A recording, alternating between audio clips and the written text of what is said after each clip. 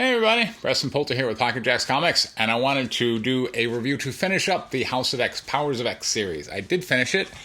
It was really interesting. It went in a place I did not expect at all. And I gotta say, look, a lot of people sit around and throw stones at Marvel for being this completely woke company, but man, I swear this ended up being kind of alt-right sympathetic, or at least in favor of what I would call an ethnostate, which is what the alt-right is arguing. So before I get too involved, let me just take a little detour here and talk about modern politics.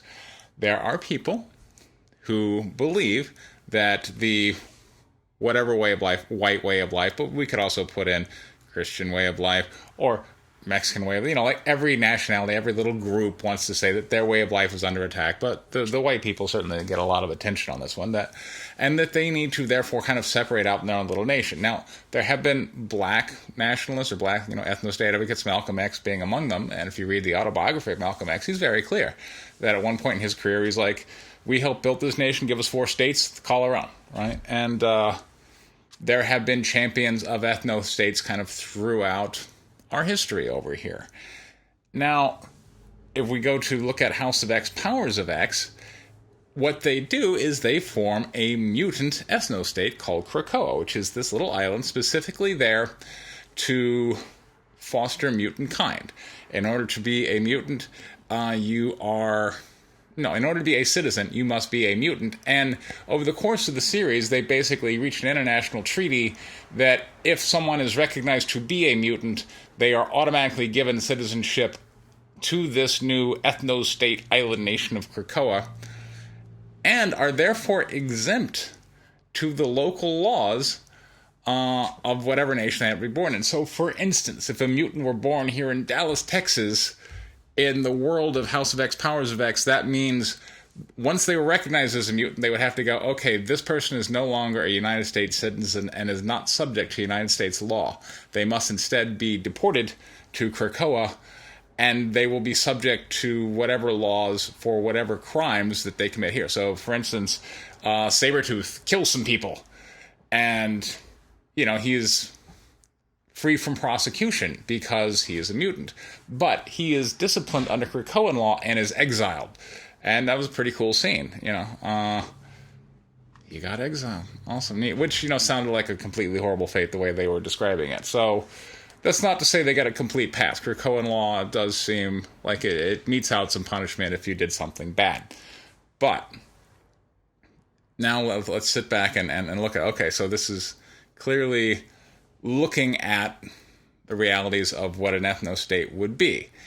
And as I've talked about in a prior video, info card, we're going through the lives of Moira X and her power, as unbelievable as it is. But it's this, as I mentioned it last time, that Tom Cruise sci-fi movie where, once he dies, he goes back in time to kind of relive it over again. I've Live, Die, Repeat was like the tagline, but I can't remember. Anyway, Edge of Tomorrow, I think the name was. But that's what we're doing here. Her power is reincarnation. So when she dies, she goes back to relive her complete life over again with the knowledge of the life she has led. Although she only has a certain number of them, but whatever. So over the course of the series of books, she gets to explore different attempts to save mutant kind. And for whatever, she lives a very long time, or at least in this latest iteration, she lives out 1,000 years because mutants master technology. So let's go through the most recent iteration that the House of X, Powers of X spends the most time with. So what the mutants do, Professor X and Magneto join forces. They're able to defeat the Sentinels and Nimrod, and now they got to get down to governance and setting up the state, and they basically bargain with humanity of, hey, we're going to cure cancer, but, that's how they get the treaty that all mutants will be recognized and thus and so. And essentially they kind of coexist. And they're able to develop cool new technologies, which allows Moira to live for a very long time. And so now we go 1,000 years out. And in this 1,000-year future, now the phalanxes have come down to assimilate everyone on Earth because essentially they're kind of being taken up into the godhead of the super phalanx Borg. I didn't exactly understand that part of the comic. I'm going to be honest with you. It kind of lost me a bit, but more importantly, we are kind of told that 1,000 years in the future, humanity mastered the ability to have complete mastery of their genetic code. Like, they could just... Because, again, the whole idea of mutants is that they are genetic mutants. Like Colossus he was just kind of born that way or exposed to something which caused an alteration of his genetic code, now he can turn it to steel. Okay, well, it's kind of not believable, but whatever. If we take that premise and we run with it, that means once humans have the ability to master their own genetic code, then they're going to be able to become Colossus as much as they want. And once they are able to basically take a look at a different codon, flexing some biochemistry muscles on you there, whatever codon represents whatever superpower, then they can design however many Supermen they want and just crank them out at will and imbue them with super technology, and basically humanity kind of exceeds mutant kind through the use of technology. And mutants are kind of kept on a preserve until they are ascended by the phalanx there at the end of the story. And so now at the end of the story, Moira is once again back where she started, having this conversation with Professor X, which has been a common thing, is, Moira dies, she gets reincarnated, she comes back, she talks to Professor X and is trying to tell him, what's she going to tell him this time? And this time she's like, all right, in every version of my life that I have lived out, the mutants have always lost. And now Professor X, he does the mind well weather and he sees that, and now they're off to do something different, which is what Dawn of X is all about. But okay, my question is, what exactly is being preserved? Because if mutants are able to live out 1,000 years in their own little place, well, one, that's pretty cool and groovy, but this was just kind of an accident that happened, right? I mean, no one planned for mutants. They just, due to radiation or whatnot, they were just kind of born, and they were born different.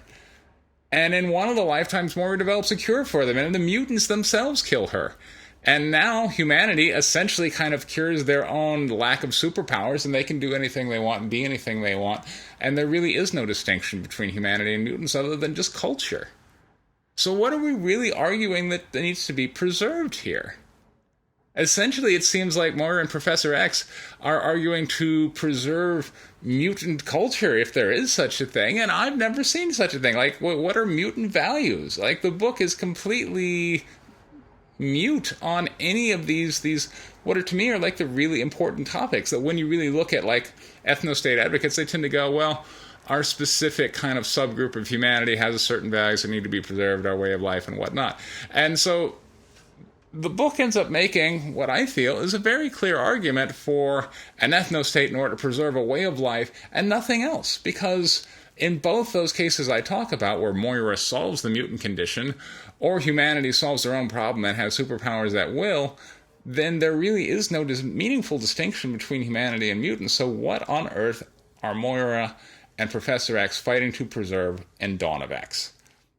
To me, it's all about preserving just a culture or a way of life, in which case we now have to go, oh, well, then the black nationalists had a point under Malcolm X, and the white nationalists now have a point under the alt-right, and everybody who's arguing for their own ethnostate to preserve their own way of life really needs to be given a platform, at least upon which to speak. So that was, to me, a very unexpected place to take this show. And, I gotta say, that's certainly a bold move. I'm going to be interested to see if there's any fallout or even a reaction from this series. I do recommend everybody read it. It is well drawn, and it certainly asks some very interesting questions, although, as I indicated, it seems to avoid asking the really prickly ones, like, what exactly are we fighting to preserve here? I've got my series, White Lily, issue 4 is currently up on Kickstarter. There's a link for that down in the description. This has been Preston Polter with Pocket Jacks Comics. Thank you very much for your time. Take care.